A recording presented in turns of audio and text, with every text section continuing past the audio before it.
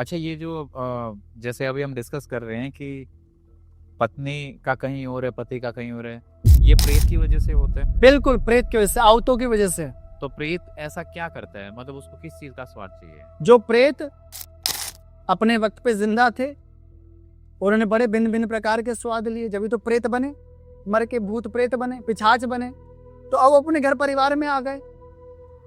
आने के बाद वो कह रहे कि ये मुझे तृप्त नहीं कर रही है, मुझे मोक्ष। मैंने तो अपने जीते जी बहुत गलत काम करे, मैं तो अनाड़ी था, बेकार था, मुझे किसी ने ज्ञान नहीं दिया, परंतु ये तो मेरी औलाद है, ये तो कहीं से ज्ञान प्राप्त करे और मुझे मोक्ष दिलाएं। ये तो खुद अय्याशियों में लग गए हैं, मांस मछली अंडा शराबों के पीछे पड़े हुए हैं, तो मैं इनके ऊपर लद कर इनको तबाह करता हूं, अब अपना भी स्वाद लेता हूं। समझे? इसी तरीके से आज समाज में ये कल्चर, एक रीति रिवाज बना दिया गया है, लिविंग रिलेशनशिप में रहना शुरू करे, परंतु ये दोष है। क्या पितर शरीर पे आते हैं? मतलब कोई ये पता कर सकता है कि उसके अंदर उसके दादाजी हैं, परदादा हैं, या कोई उनकी पीढ़ी में जिसकी अकाल मृत्यु हो रखी है वो उनके शरीर में है? ये एक रहस्यमय विद्या, गुप्त विद्या रहे तो गुप्त ही रहे। आते हैं ऐसे? हाँ, आ सकते। क्योंकि कुछ लोग बोलते हैं ना कि ऐसे उंगली पकड़ के कुछ ऐसे किया तो वो पितर बोलने लग गए। नहीं, ऐसा कुछ नहीं। एक विद्या है जिसका उल्लेख बहुत ही रहस्यमय ग्रंथों में लिखा हुआ है, आप जांच सकते हैं। बहुत सारे लोग कहते हैं प्रेत दिखाओ, ऐसे नालायकों से हम कदापि बात नहीं करते, क्योंकि ये गूढ़ रहस्य विद्या है।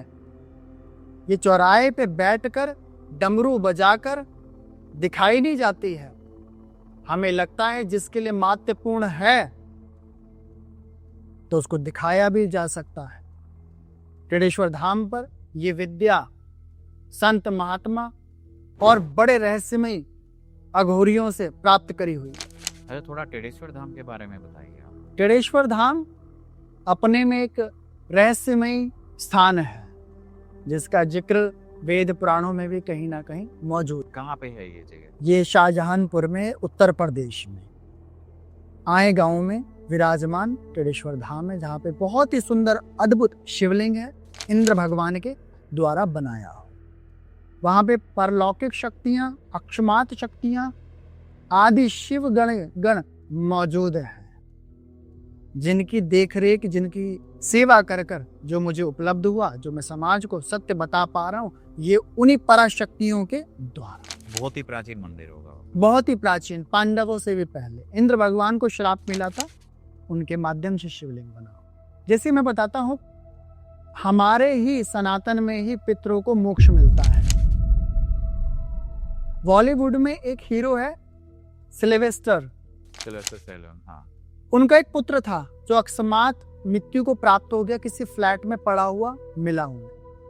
उन्होंने अपने रिचुअल से उसकी गति करवा दी अपने स्थान पर विदेश में, परंतु उनका बच्चा उन्हें अपने घर में आता जाता निरंतर दिखता था।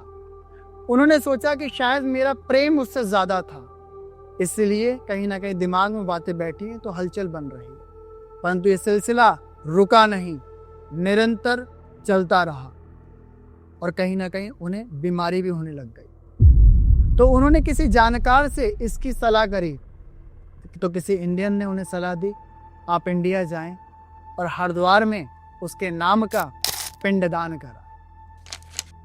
तो बॉलीवुड का इतना अच्छा जानकार हीरो अपने रिचुअल्स को छोड़कर, अपनी चीजों को छोड़कर हमारे देश हिंदुस्तान आया और हरिद्वार में उसने कुल पुरोहितों के द्वारा, ब्राह्मणों के द्वारा, आचार्य के द्वारा वेद पुराण का, शास्त्र का हवाला लेकर पिंडदान किया। और जिस दिन पिंडदान किया उसी दिन से उसका बच्चा दिखना बंद हो।